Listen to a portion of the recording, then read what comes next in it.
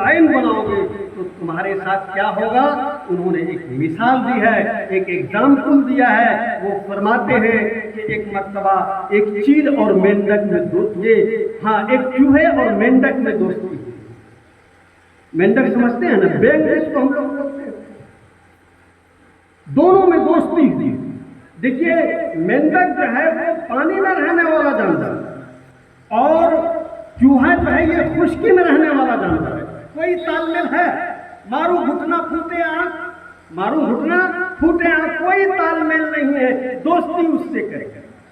چنانچہ چوہا اپنے بل سے نکلتا تھا، کبھی اس کنارے تلاش کر رہا ہے، کبھی اس کنارے تلاش کر رہا ہے، دوست کی تلاش میں کافی وقت جو ہے لگ جاتا تھا، کافی وقت برباد ہوتا۔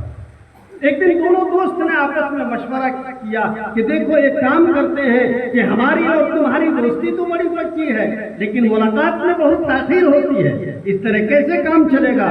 چنانچہ ایک مشورہ کیا اور مشورے میں یہ بات طے ہوئی کہ کسی بنیا کے یہاں جاؤ اور 200 میٹر ستلی چورا کر کے لاؤ، اور ایک تم اپنے پاؤں میں باندھ لے گا، ایک میرے پاؤں میں باندھ دے گا، اور جب تم کو ملاقات کرنے کی ضرورت ہوگی ذرا سا رسی ہلائے گا، میں قریب آ جاؤں گا، اور اگر ہم کو ضرورت پڑے گی تو ہم ہلائیں گے، تم چلے آؤ۔ چنانچہ ستلی لائی گئی، مینڈک نے پہلے اپنے پاؤں میں باندھا، اس کے بعد چوہے کے پاؤں میں باندھ کر کے گرہ کو ٹائٹ کر رہے، کس رہے، اور ایک چیل یہ تماشا دیکھ رہی تھی اوپر سے۔ اس چیل نے کیا وہ چیل جھپٹی، اور جب وہ جھپٹی تو وہ رسی جو ہے اس کے پنجے میں پھنس گئی۔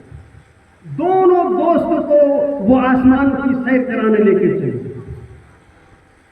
میرے محترم پہلے تو خوب گھمایا، امریکہ خوب گھمایا، لیکن جب چیل کو ڈسٹرب ہونے لگا، پریشانی ہونے لگی اس کو اڑنے میں، تو چیل نے کیا کہ اپنی چونچ سے اس رسی کو کاٹا، اور وہ جو دونوں دوست تھے، کوئی امریکہ میں گرا کوئی افریقہ میں گرا، اور دونوں کے چیتھڑے ہوئے۔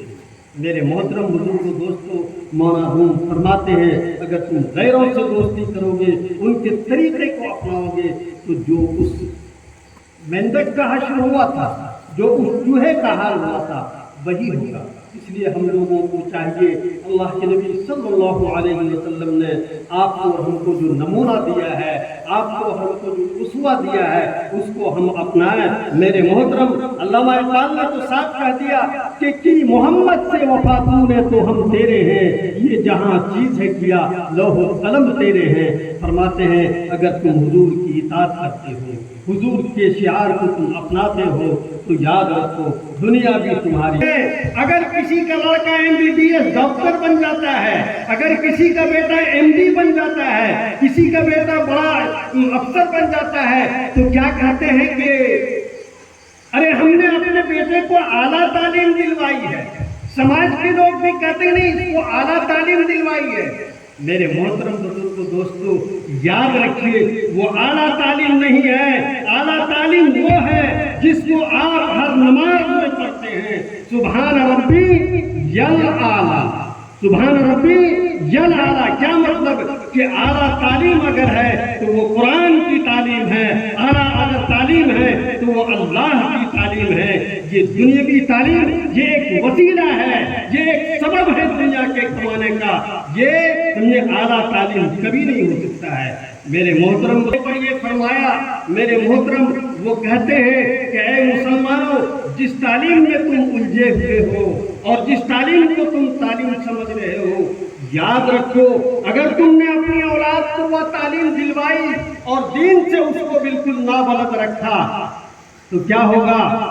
جس کو اکبر الہ آبادی نے کہا کہ ہم ایسی سب کتابیں قابل ضبطی سمجھتے ہیں، ہم ایسی سب کتابیں قابل ضبطی سمجھتے ہیں کہ جس کو پڑھ کر بیٹے باپ کو خبتی سمجھتے ہیں۔